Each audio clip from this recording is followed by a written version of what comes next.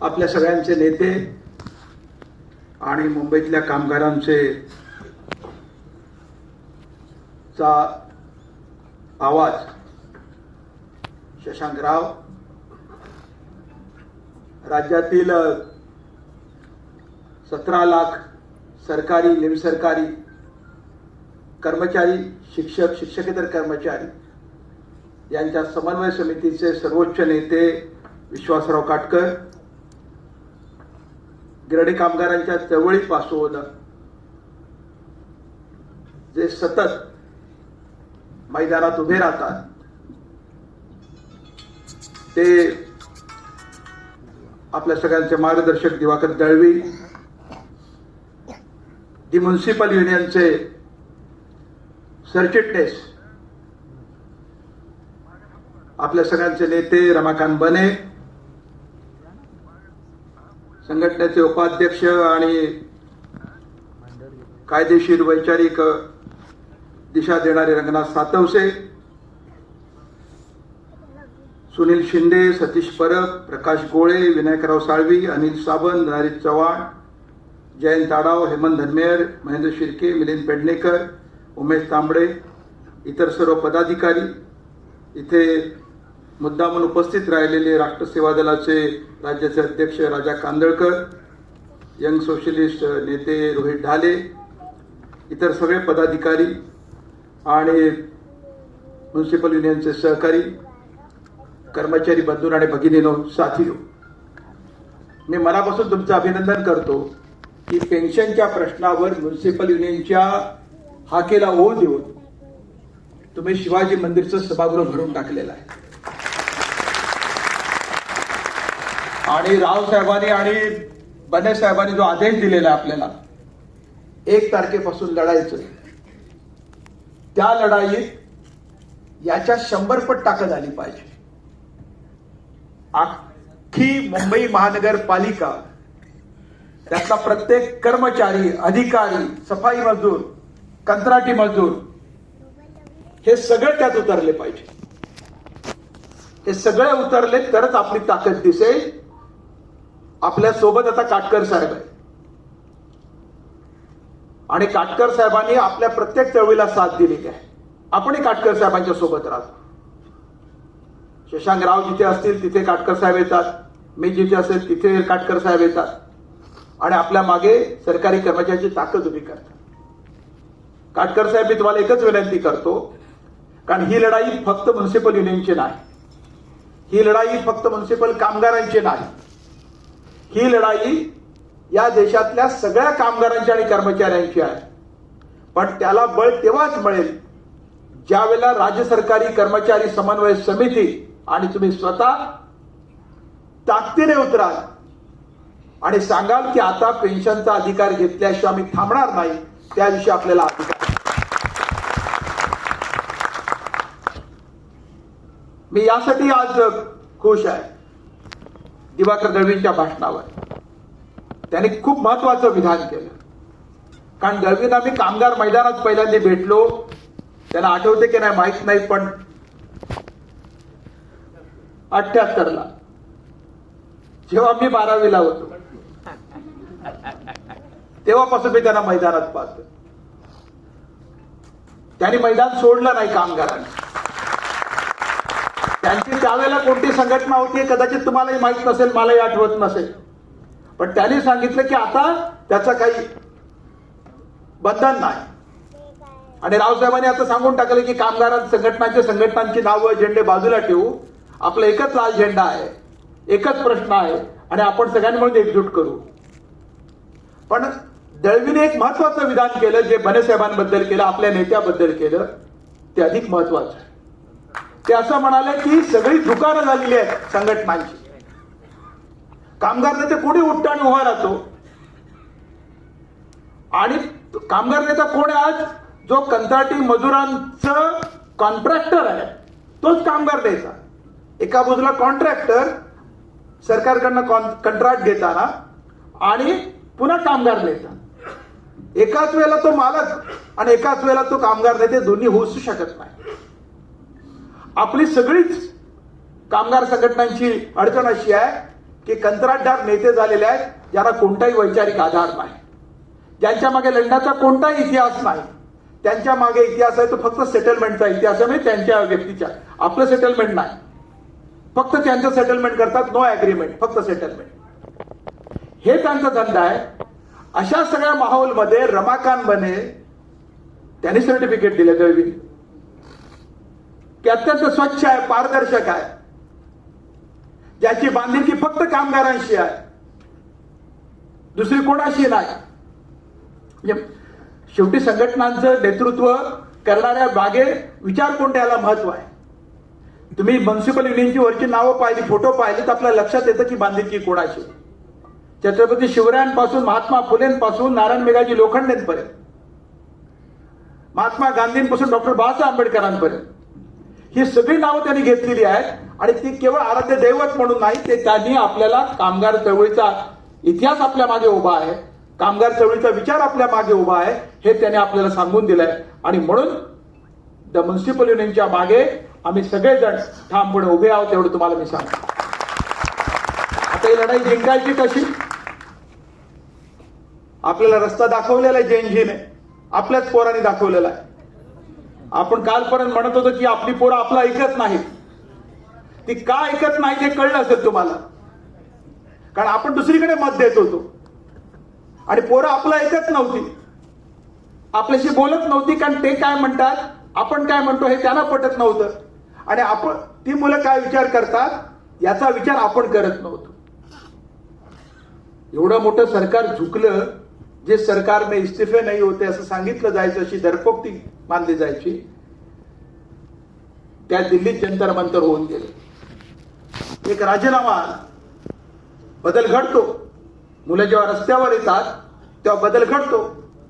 मग राजकीय नेते स्वाभाविक धावतात आपलं घोडं दामटायला, पण हे दामटण्याचं कारण नाही. मुलांनी लढाई हातात घेतली आणि त्याने आपल्याला रस्ता दाखवलेला आहे लढायचं कसं.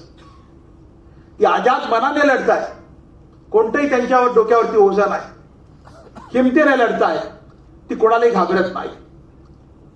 हे भय जेव्हा आपण आपल्यात घालून येईल की माझ्या नोकरीचं काय होईल, माझी रजा पडेल का, माझी रजा कापली जाईल का, माझं वेतन कापलं जाईल का, या ज्या चिंता आपल्याला आहेत त्यामुळे आपण लढाई विसरून गेलेलो आहोत.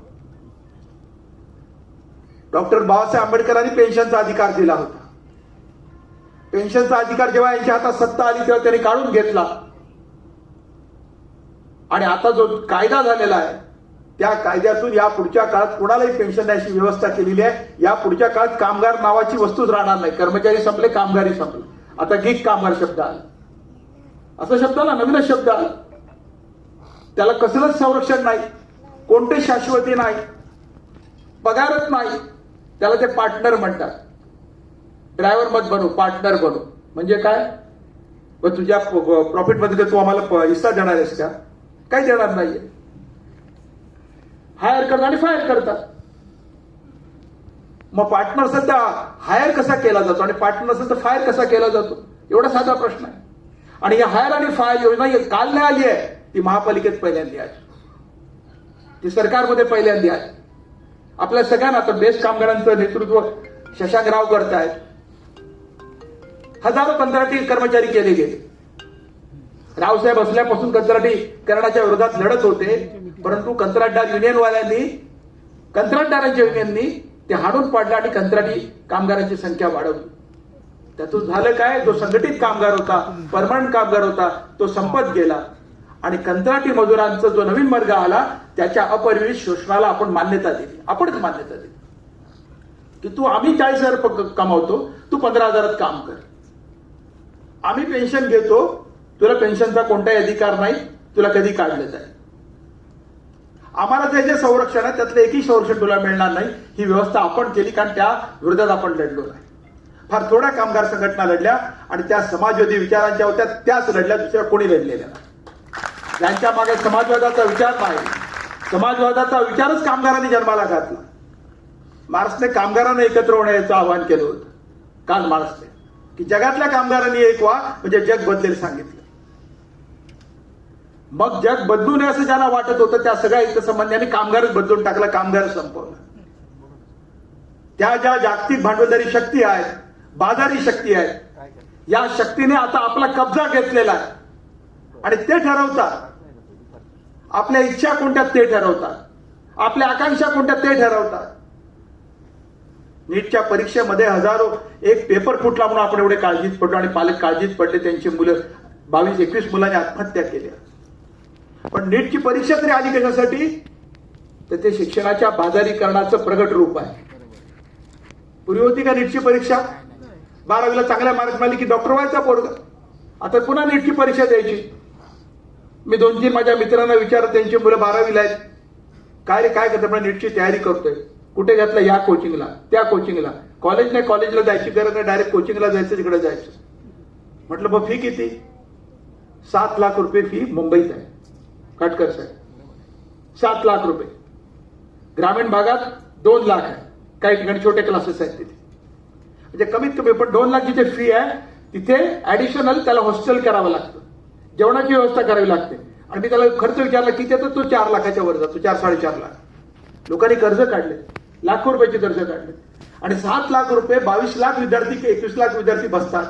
22 लाख बसले होते, फेरपरीक्षेला 21 लाख बसले. त्यातले जागा किती आहेत? लाखभर जागा आहेत. सरकारी जागा आणखी कमी आहेत.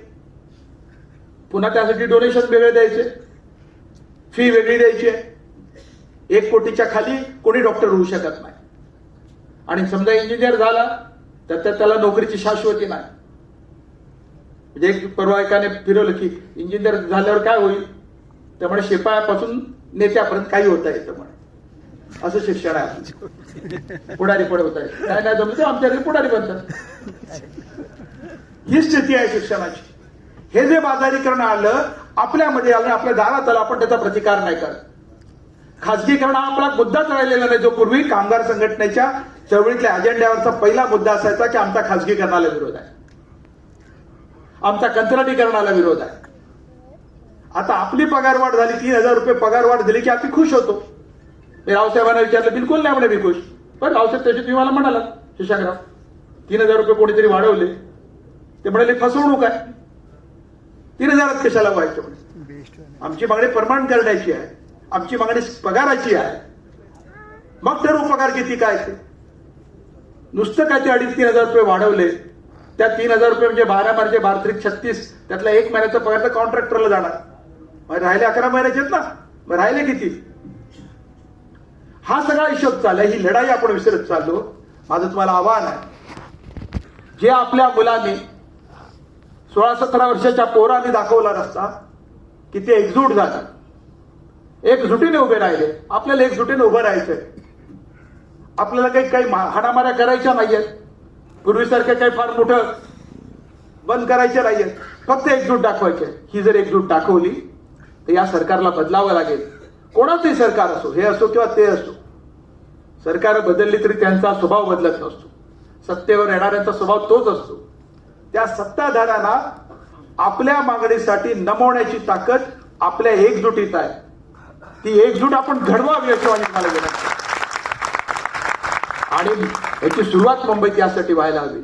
कारण यंदाचं वर्ष महात्मा फुलेंचं जन्मद्विशताब्दीचं वर्ष आहे. हे 200 वर्ष झाली त्यांच्या जन्माला.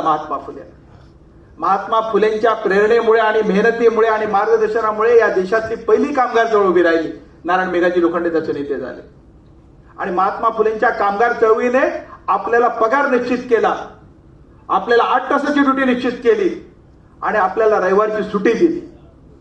या 3 मोठ्या गोष्टी महात्मा फुलेंमुळे झाल्या, नारायण मेघाजी लोखंडेंमुळे झाल्या.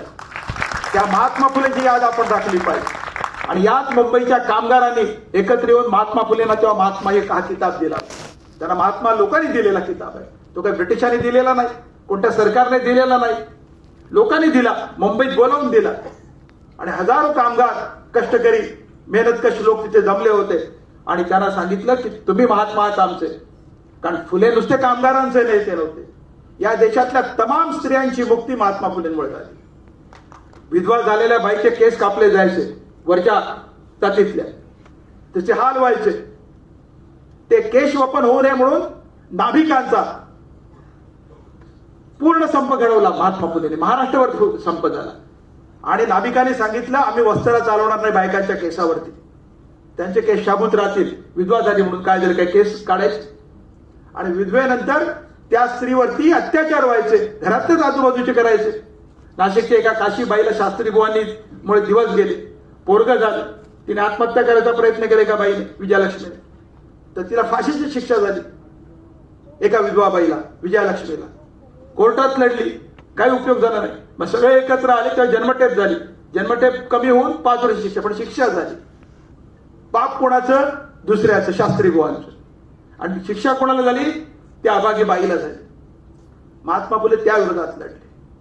या देशातल्या नाही, जगातल्या स्त्रियांच्या मुक्ततेची लढाई महात्मा फुलेंनी सुरू केली.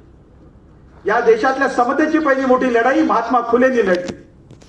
सगळ्यांना शिक्षणाचा अधिकार मिळाला पाहिजे, बरोबरीचा अधिकार मिळाला पाहिजे, या देशातल्या शेतकऱ्यांचं शोषण थांबलं पाहिजे, हे महात्मा फुलेंनी पहिल्यांदा सांगितलं.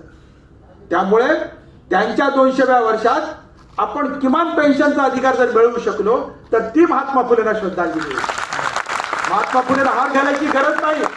आपलं पेन्शन आपल्या कुटुंबासाठी आपलं पेन्शन चालू करणं हीच खरी श्रद्धांजली आहे. लोकांना विसरणार वाटतं हार जाऊन घातला पाहिजे, हार काय जाऊन घालायची गरज नाही. त्यांनी जी लढाई शिकवली ती स्वतःसाठी लढली पाहिजे. ही लढाई आपली आहे, फुले आपले आहे. गांधीजी त्याला खरे महात्मा म्हणाले. बुद्ध, कबीर, फुले हे माझे 3 गुरु असं बाबासाहेब म्हणाले. ज्यांनी कामगारांचा कायदा केला, इतकी थोर मंडळी होती. त्या थोर मंडळीची नुसती नावं घेऊन उपयोग काय? त्यांची लढाई आपण आज विसरलो आहोत. ती लढाई पुन्हा एकदा सुरू करण्याची ही वेळ आहे.